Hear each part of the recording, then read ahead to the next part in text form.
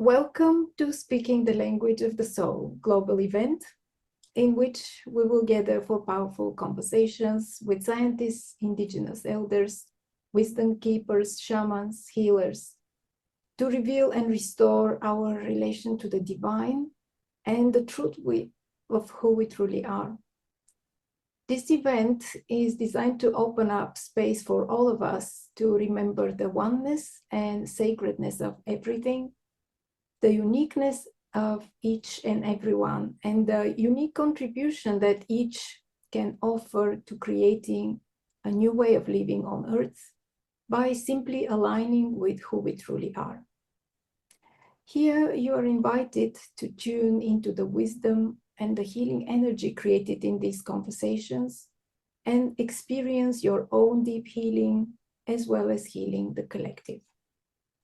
I am your host and creator of this event, Veselka Nikolova, and today I'm excited to present to you a remarkable human being who also has played a great role in my life, Swaami Sivamurti Saraswati. Welcome, Hari Om, Swaami Sivamurti. Hari Om, Hari Om. Thank you very much for being here today.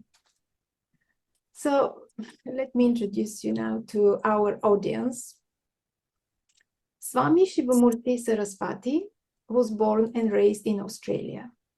In 1975, she traveled to India where she met her guru, Sri Swami Satyananda Saraswati, and at the Bihar School of Yoga in Mungir. And she was initiated into the Dashanami order of sannyasa after receiving training on various branches of yoga and the tradition of sannyasa.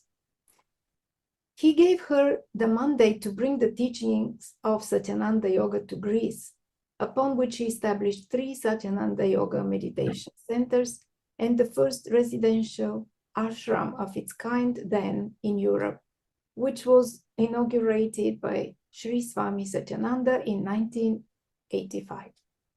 Over the next 4 decades, she guided the establishment of numerous independent centers all over Greece and the training of hundreds of yoga teachers in the Satyananda system of yoga.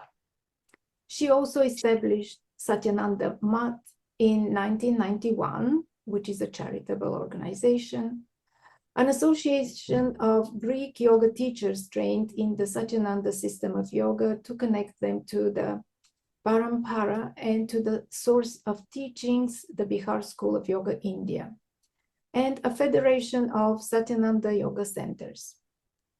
She is a yoga acharya, which means master of yoga, a member of the governing body of the Satyananda Yoga Academy, Europe, and a member of the Yoga Vidya Council, India.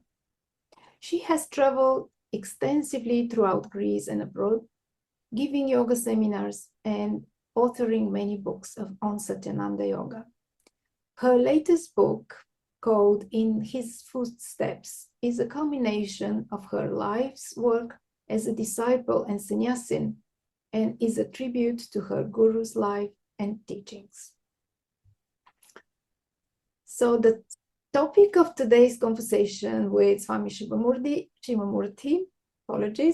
is yogic tools for total health. And let me start with a question about yoga and physical health first. What yogic tools can better enable us to improve our physical health? Of course, there are many.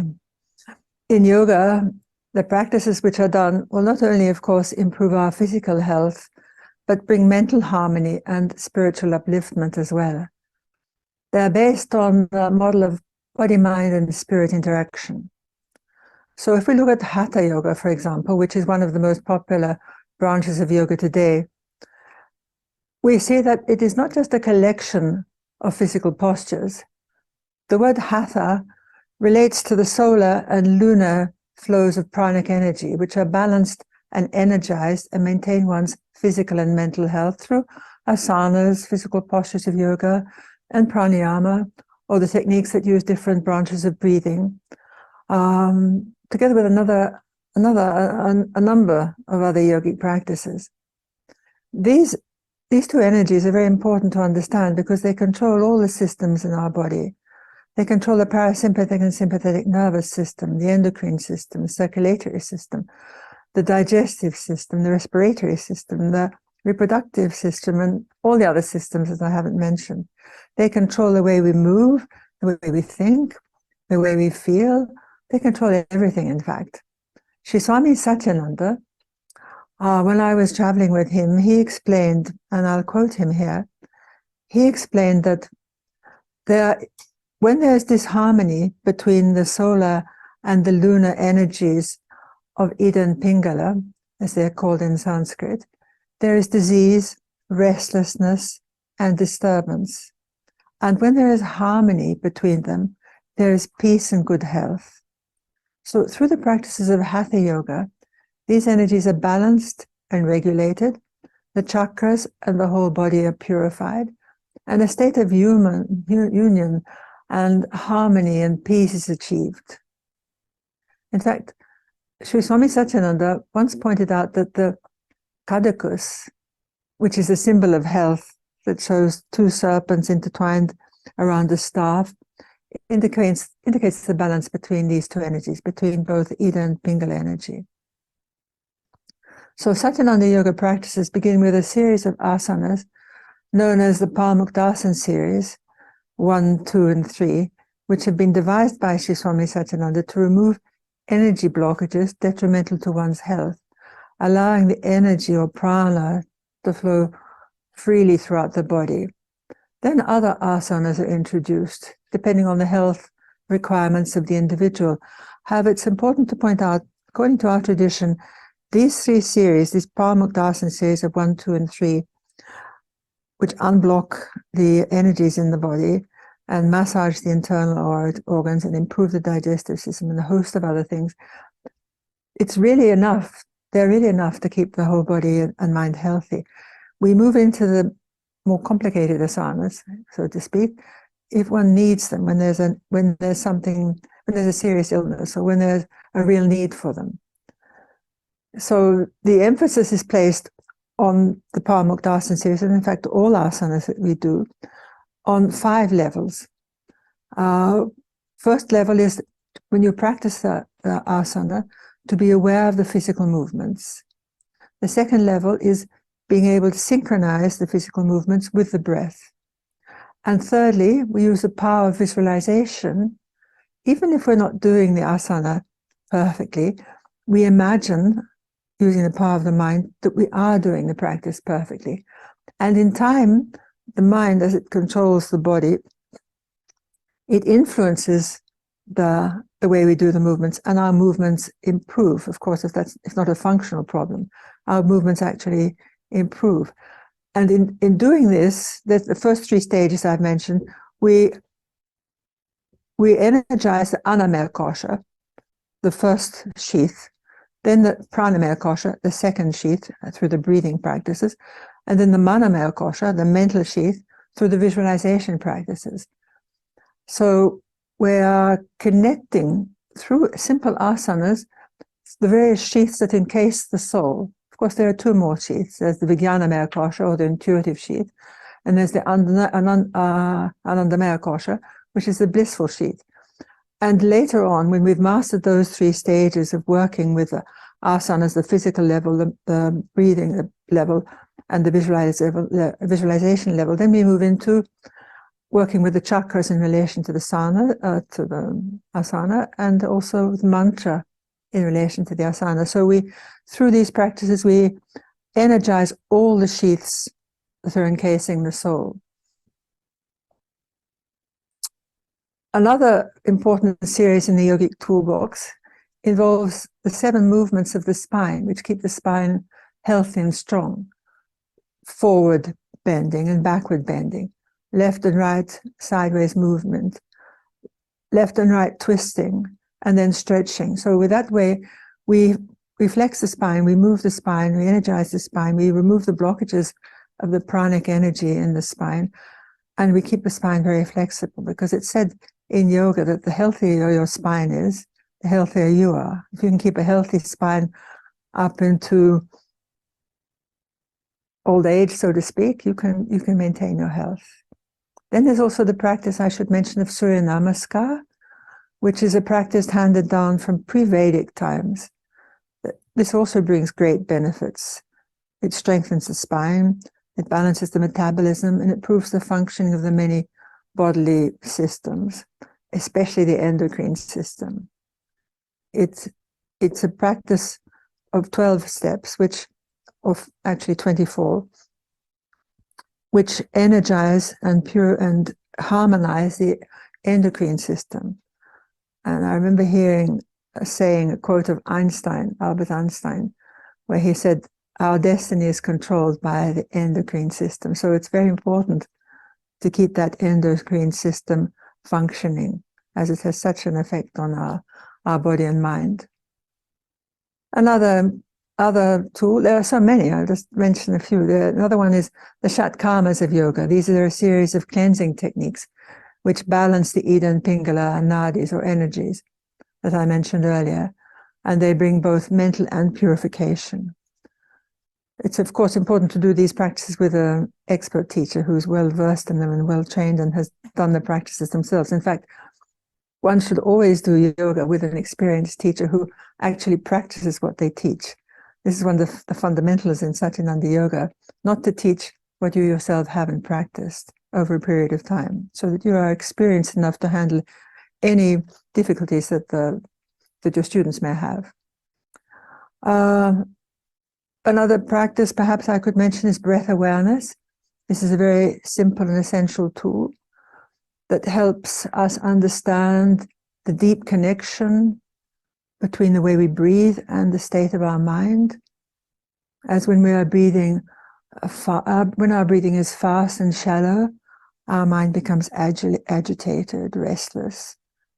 But when our breathing is slow and relaxed and deep, the mind becomes quiet, the mind calms down, tensions are released. The emphasis on deep conscious breathing is very much part of a yoga, because it has so many benefits. And breathing has been found to manage hypertension, various degenerative diseases that we face today, normalize one's blood pressure, can add quality years to one's life. It also influences the cerebral cortex, which stimulates the most sophisticated area of the brain and brings out the more humane qualities of an individual. When we've established breathing and we can breathe slowly and deeply, then we move into pranayama, which are techniques, some people call them breathing techniques, but they're not actually. They're techniques which utilize breathing, but they're much deeper, have a much deeper effect than the breathing techniques themselves. They utilize different ways of breathing. There are so many different pranayamas but they basically fall into three categories, where they either energize the body, or they calm the body, or they balance the energy flows in the body. So there are many pranayama techniques that we use that fall under these three categories, and the student picks out those that are most beneficial for them, or depending on what illness they might be facing, the teacher would advise then what would be most suitable. Perhaps if we just want to practice one pranayama, Nadi Shodhana is the queen of pranayama. It purifies all the pranic flows, which are some 72,000 in the body, according to one branch of yoga, one system of yoga. That's a very important one, perhaps the most important pranayama. Then perhaps another one to mention is Brahmari pranayama, which activates the vagal nerve and puts the body in a parasympathetic state, which allows the physical body to relax, of course. Many ways. Also important to mention are the mudras and bandhas of yoga, which balance the pranas and awaken the chakras, leading to physical and mental health.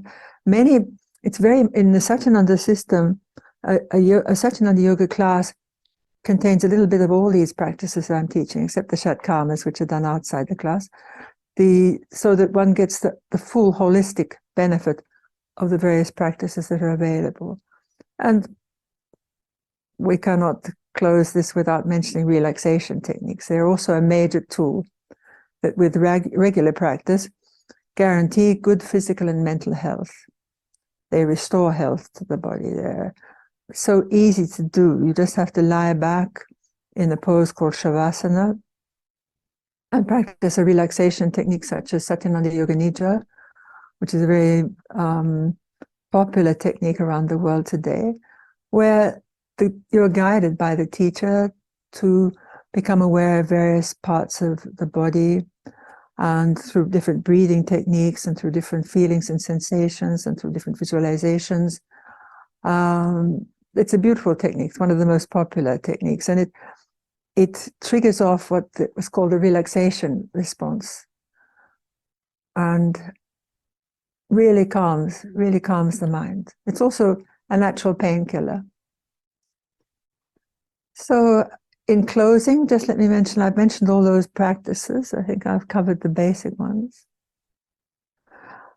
What is important is yogic lifestyle. It's not enough just to practice yoga, just to go once or twice or 3 times a week to a yoga center. What one needs to do is bring yoga into their lifestyle. If one really wants to bring about a transformation and a change, then one needs to bring the practices of yoga into their lifestyle so that they start living a yogic lifestyle.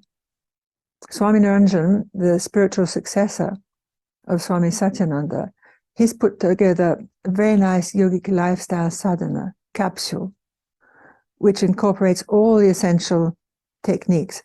Now, he did this because he was aware that the modern life is so fast moving, and modern people so often say, oh, I don't have time to practice yoga, or I'm so busy I can't manage it. But he's produced these capsules which cover a variety of different illnesses and stages of life, for example, for pregnancy or for children or babies or teenagers or elderly.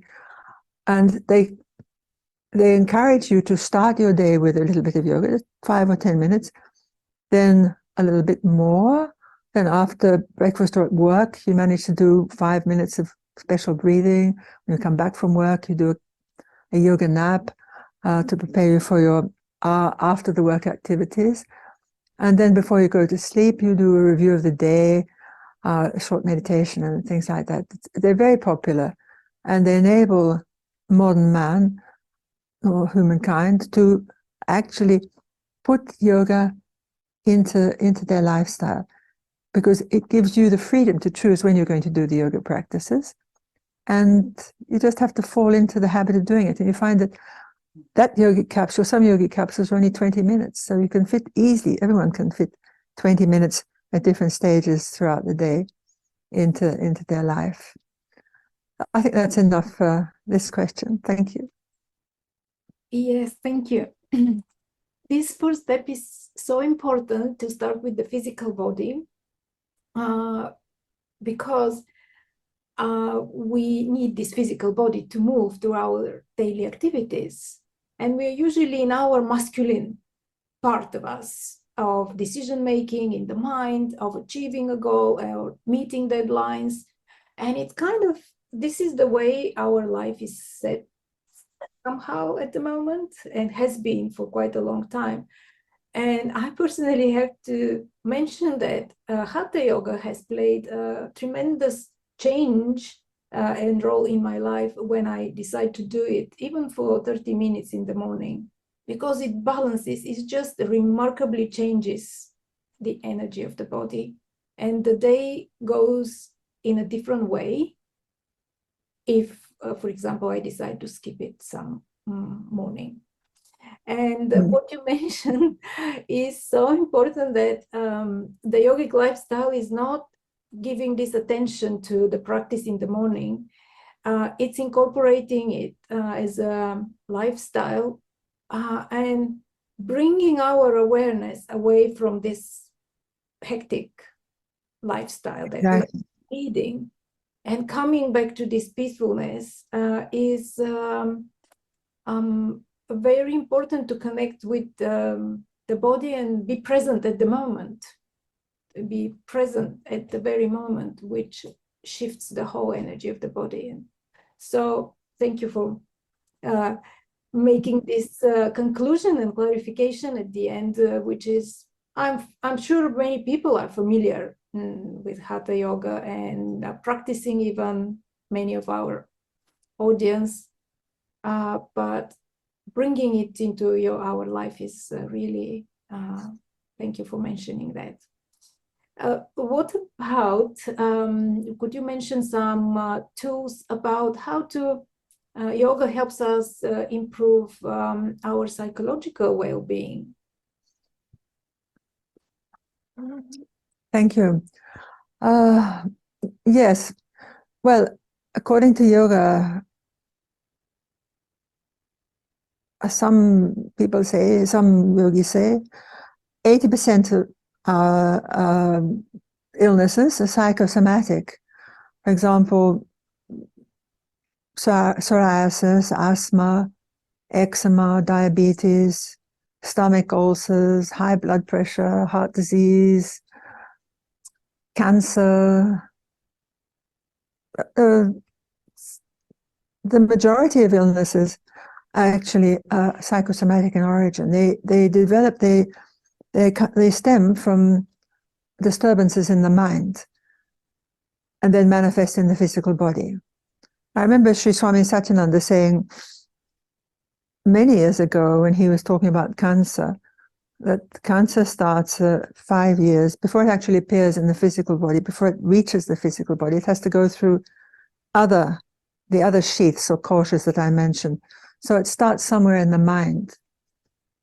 So we're looking at the Manamaya kosha. So some experience or some disturbance has happened there, and it creates, little by little, a disease like cancer or any of the other psychosomatic diseases. Some of them come from the mind more quickly into the physical body. Others take longer. So it's the psychosomatic diseases come from this tension, this stress, which everyone has today, and anxiety that's in the mind. Anger, for example, it sends so many toxins into the bloodstream.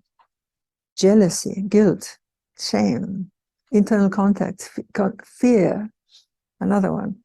We all have them, we all experience them at some point.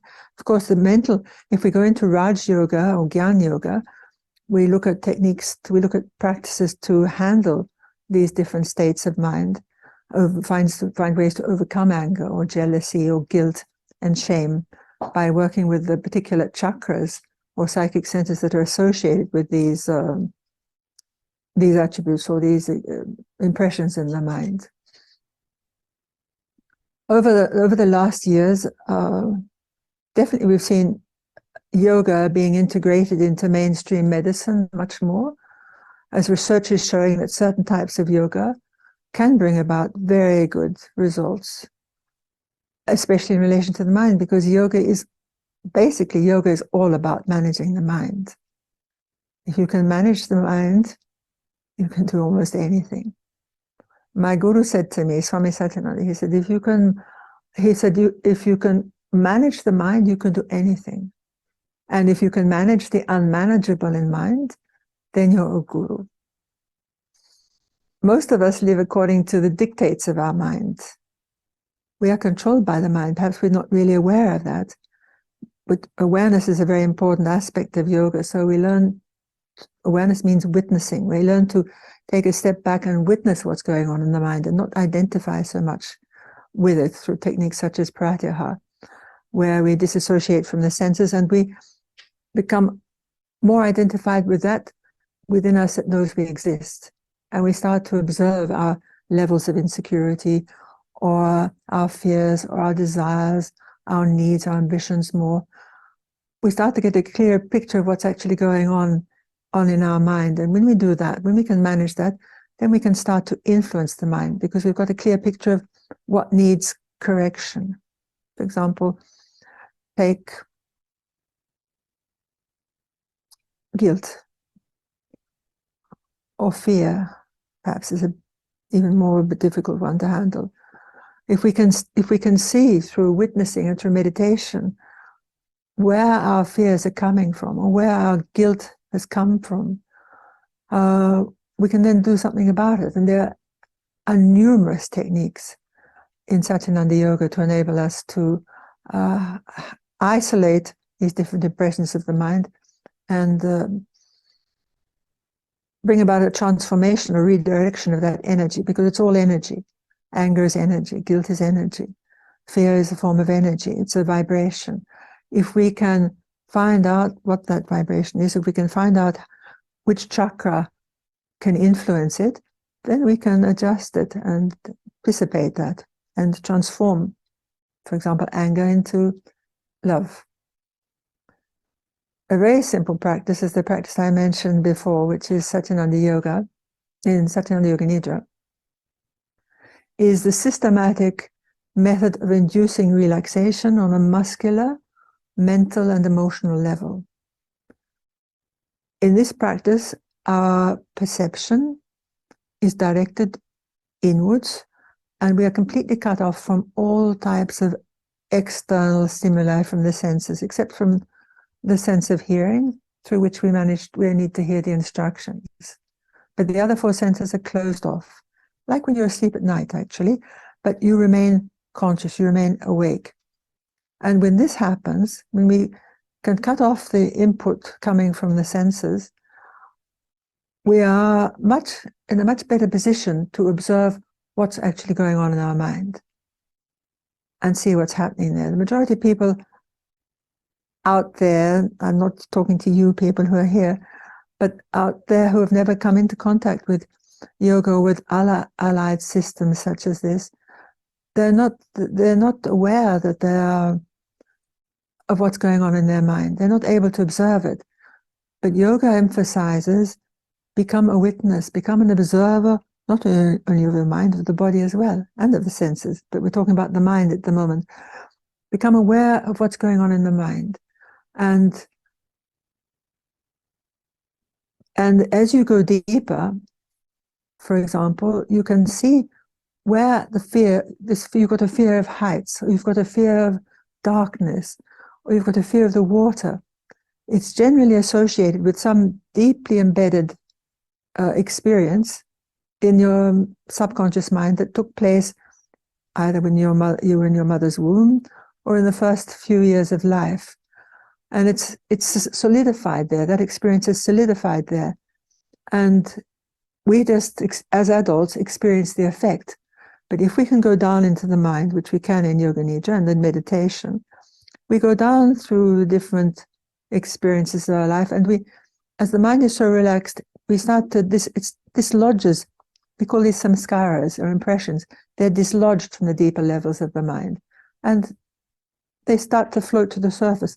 So the experience that caused the fear of the water, for example, because I'm remembering some person who told me about their experience, comes up to the surface, and they go through, they visualize the experience of what they experienced as a child of 2 or 3 years old. And they go through the actual experience again of how that fear came about. Another doctor I knew, he had asthma, and he tried everything. And eventually he came to yoga, and he did this practice seriously of Yoga Nidra, Satyananda Yoga Nidra. And he had a childhood experience of when his parents had gone out to the opera or somewhere, and they left him with a nanny. And the nanny was wanting to watch the television, and she was force feeding him. And he couldn't catch the food, and he couldn't breathe. And he was coughing and spluttering, and there was fear associated with it. And from that moment on, his asthma attacks started. And after practicing Yoga Nidra, that was 2 years old, now at the age of 35 or something, when he came to the ashram in India, and I was there at that time, he started to practice seriously Yoga Nidra, and he had the experience of his nanny feeding him. He had the experience of not being able to breathe properly and the fear associated with that and the sputtering and the coughing. And that image came out of the mind. He lived through it, or to a lesser degree, because he knew he was witnessing. He knew he wasn't a child. He knew he was an adult. He was a doctor. He was witnessing a childhood experience. Came up. Asthma disappeared after that.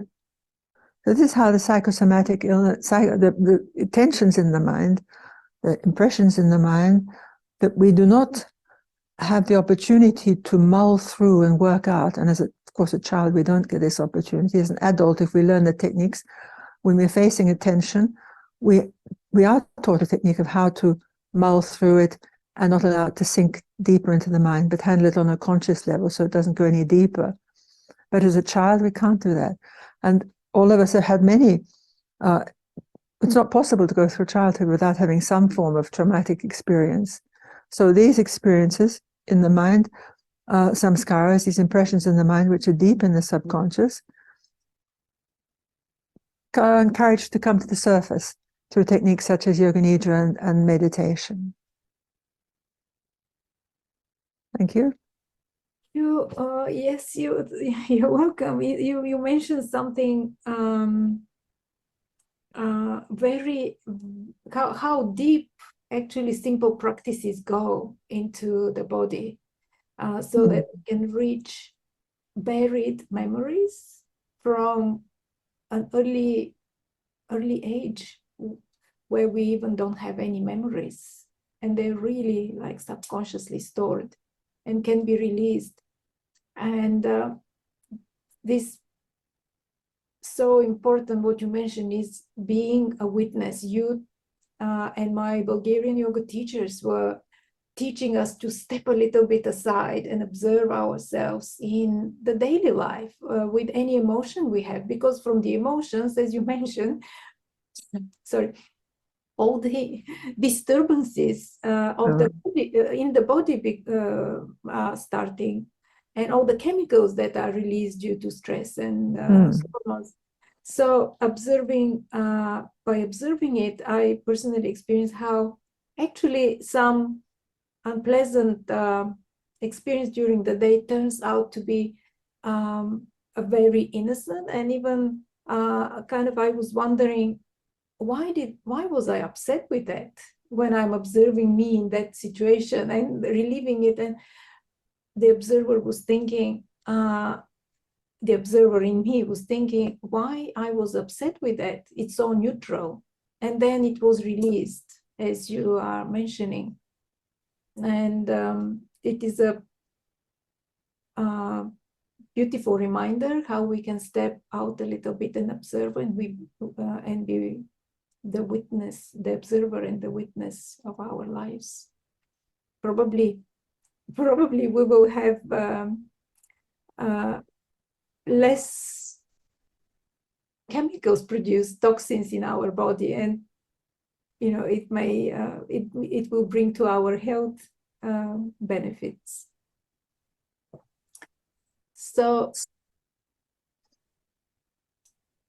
So it is not only, as you mentioned, balancing parasympathetic and sympathetic nervous system. It is going deep into the subconscious, really, and releasing all these traumas, experience. And even deeper, one can go into the unconscious, even beyond, and eventually transcend the mind and experience the self. Yoga can take you all the way. Yes. Yes. Yes, we are talking. We moved up to reaching our true self and experiencing our true self. Do you think yoga, having a spiritual practice, sadhana, is important in our lives in order to have this wholeness and experience a total health? Before, the word spiritual has many connotations. So before we look at that, I just want to mention what spirituality is according from the yogic perspective. Firstly, spirituality is different from religion. Religion is a social concept. It can change from society to society and from one period of time to another. However, spirituality is very much an individual concept. At the same time, it's a universal concept because spirituality takes birth and unfolds from within, and it unites us with the universe by providing a sense of total fulfillment and the experience of an effulgent personality. When one comes to the realization, when they step out of the mind, when they come to that realization of that state of consciousness beyond the mind, which in yoga is called samadhi, and there are various degrees of samadhi. And in different cultures and different religions, it has different names. So, in my opinion, in order to gain total health, it's absolutely necessary for spiritual life to become the base of our ordinary life, where we follow certain spiritual principles that ensure us success in both a mundane and spiritual life. Please, we mustn't connect spiritual life with religious life. They're two completely different things. In Satyananda Yoga, there are 4 levels for the aspirant to develop through. And it's called progressive yoga. Swami Satyananda defined it as progressive yoga. So the first level is yoga practice, where you go to a yoga class, you meet a yoga teacher, you go to a yoga class 2 or 3 or 4 times a week, whatever you like, and you practice the various techniques that are being taught there, and you benefit from them. Some people don't go beyond this level. They're happy there. They've found many benefits in yoga, and they don't want to go any further. But for those who do, there's another level of yoga, which is yogic sadhana. And this is where the practitioner receives a sadhana, which is a yogic practice of combined techniques. It's a collective name for combined techniques which do have 3 important functions. One, they begin to remove the limitations from our personality. Of course, they bring health. That's everything to do with health. They bring physical, mental, emotional, psychic, and spiritual health. By removing the limitations from our personality, and 2, awakening our dormant potential, and 3, cultivating awareness, this very important awareness that both the doctor and I were talking about before. Cultivating awareness means witnessing, as we both mentioned. It means disidentifying with our ego and identifying with that which is within us. This takes training. You cannot do it overnight. In the very first lesson one has in yoga, in our tradition, is become aware of how you move your toes, then become aware of how you move your feet, your ankles, and you go through the various joints of the body. And this awareness that we learn how to develop step by step on a physical level, then on the mental level, then on an emotional level, then we become aware of our actions and reactions, of how positive or negative the mind is.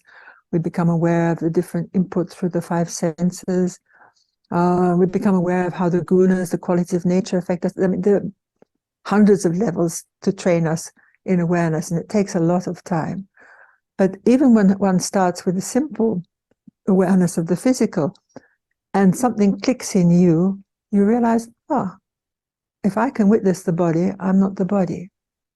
Or then you start witnessing the senses, and you realize that if you're witnessing the experiences that you're having through the senses, then you're not the senses.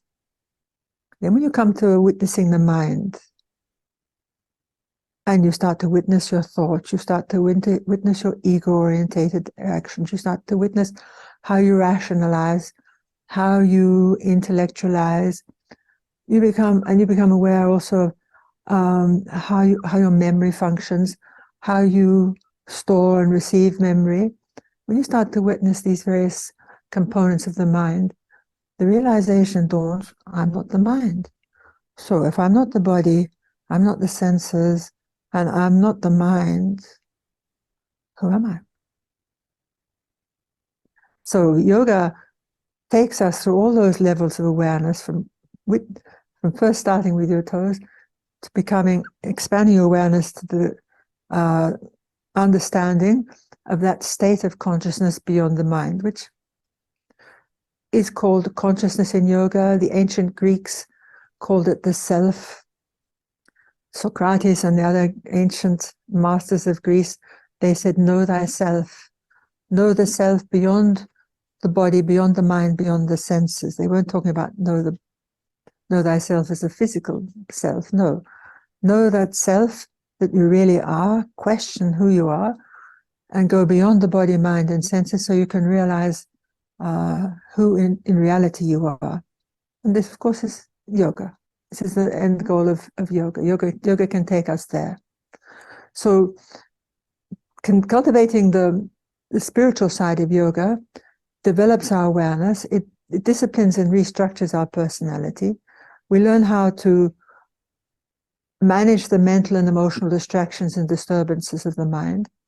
We learn how to observe our life and one's actions. And when we start to do that, we open up a completely new world of experience, and we start to realize that life is much, much more than what it's appeared to be on the surface for us beforehand. There's more to life than getting born, going to school, going to university, getting a job, getting married, having children, retiring, training the grandchildren, finally, Hariam Tat Sat, finish it.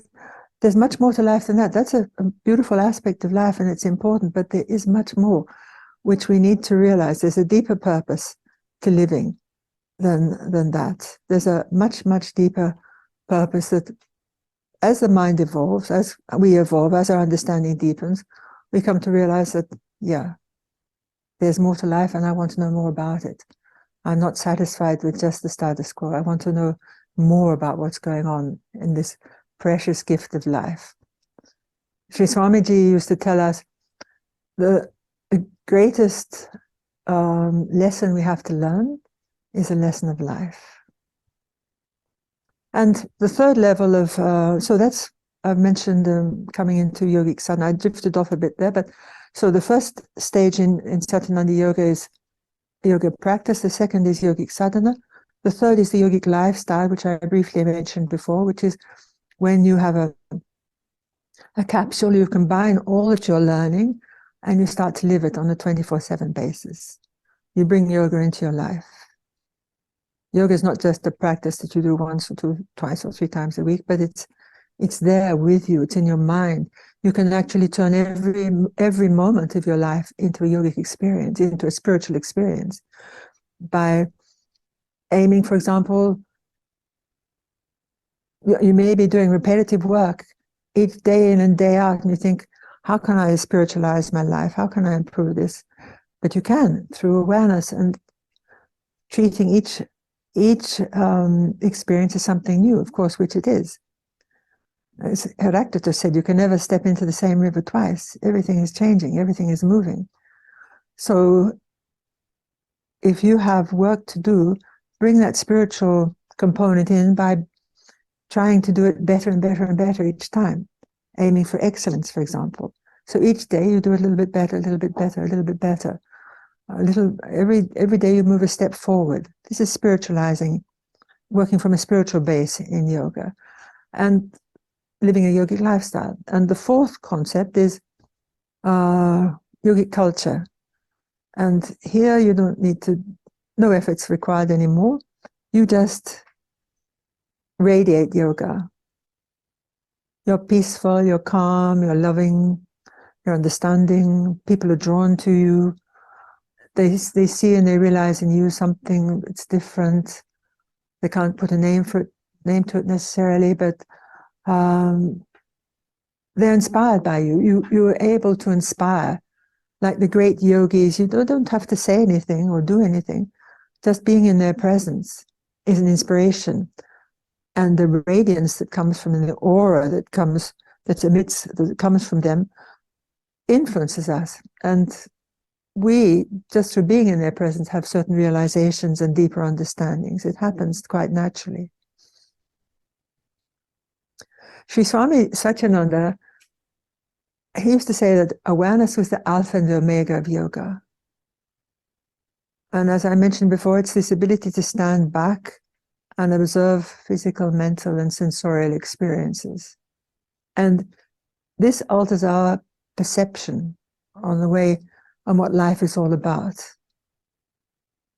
And this, of course, awareness is a special privilege of man. It enables man to know that he knows. I just don't know that this is a watch. I know that I know this is a watch, is awareness in yoga. And this differentiates man from the animal kingdom, because animals perform all the same actions as we do, but they don't know they're performing them. We do. So cultivating and expanding one's awareness brings us to a deeper understanding of ourselves, of other people, and the world around us. And as I mentioned, it eventually enables us to experience our true nature, self-realization. And in doing this, step by step, we spiritualize our daily activities. And that brings us great satisfaction, inner satisfaction. Brings about positivity and optimism and hope and creativity to the mind. Thank you. Would you say that bringing more awareness into our lives and connecting more and more with this observer part of ourselves, our true self, is actually the purpose of our lives, becoming more and more of the spiritual part of ourselves that is witnessing the body, the sensations, the mind, and does not identify itself with that? Would you say that this is actually the purpose of our life, living a meaningful life? I would say it was the purpose of our life, to live a meaningful. Awareness gives us the ability to live a meaningful, fulfilling, and satisfying life. It keeps the mind positive, because humankind has taken their evolution to the point where we can experience our own thoughts, emotions. We can experience our fears, our sorrow, our memories, our passions, our desires, our jealousies, anger, guilt. We can experience all this. We can experience what's going on in the mind. But we've not come to the point where we're able to transcend the mind and experience that state of consciousness, the self, beyond the body, mind, and senses, because we have not been able to calm the mind.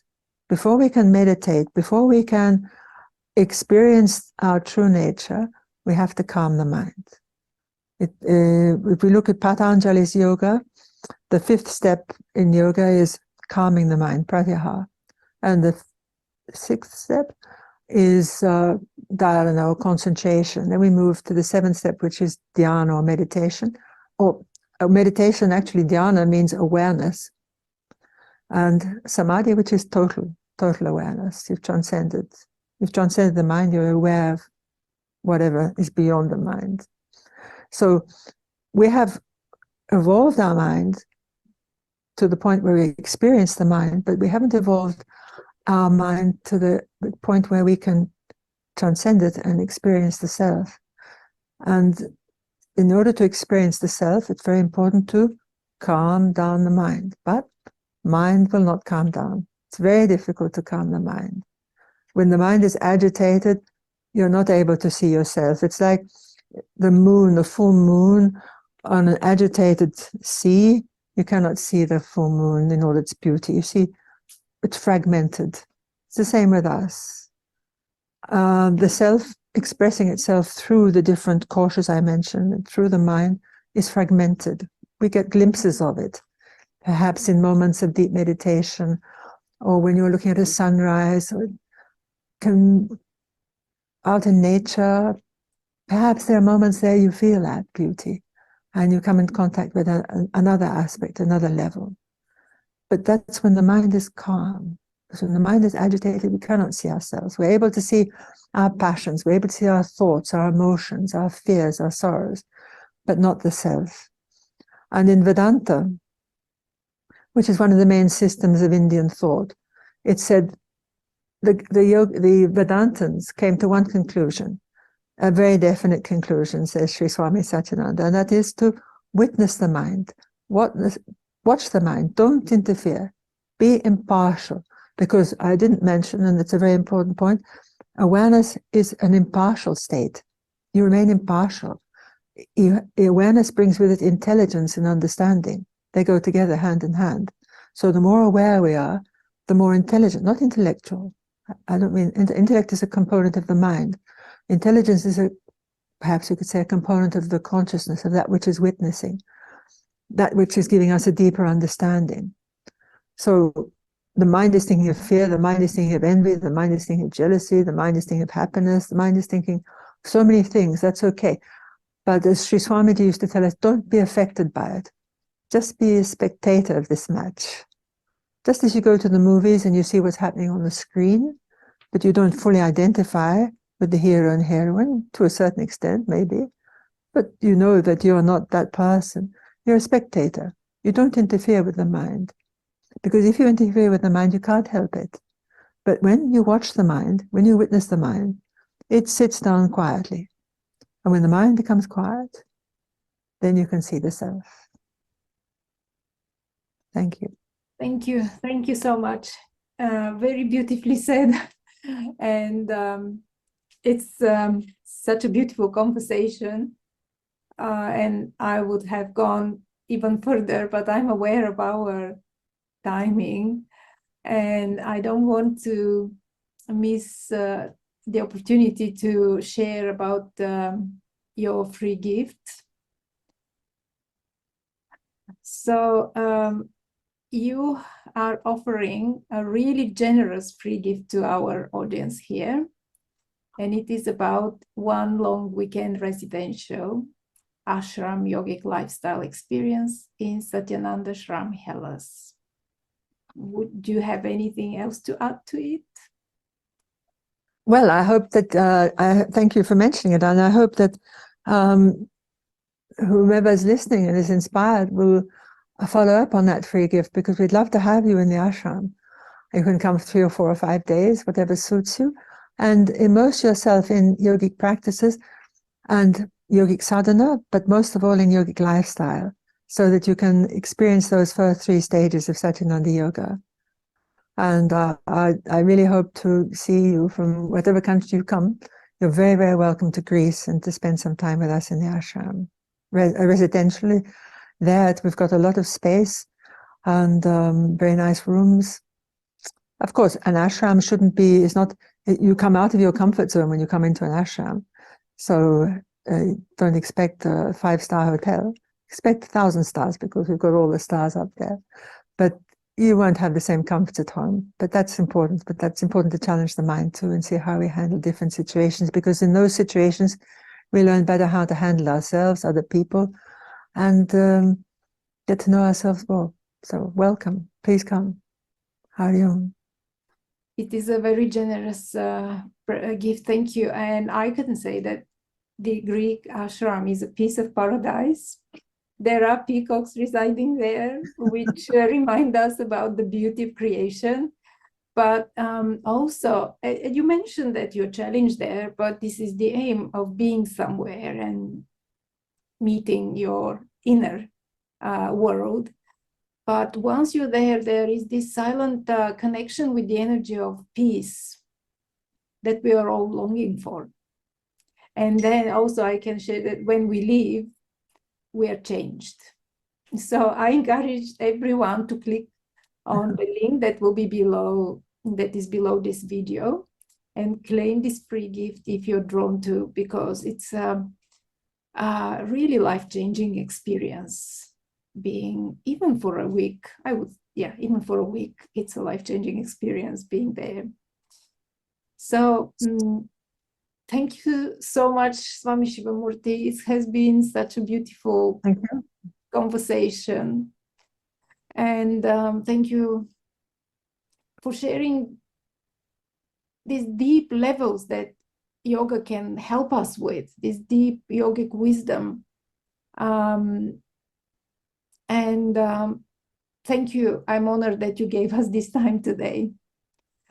Thank you. Thank you very much for inviting me. It's an honor to be part of this beautiful event that you're creating, which will benefit so many people. Thank you. I hope so, and especially people like you coming here that share their wisdom that comes from experience. And this type of knowledge can't come from just reading books. It comes from immersing into what you just described. So thank you for sharing, and I hope that everyone will be drawn to experience that. And so I invite everyone to tune into this conversation by watching it again and again. And thank you again, Swami Sivamurti, and see you again. Bye. See you again. Hari Om.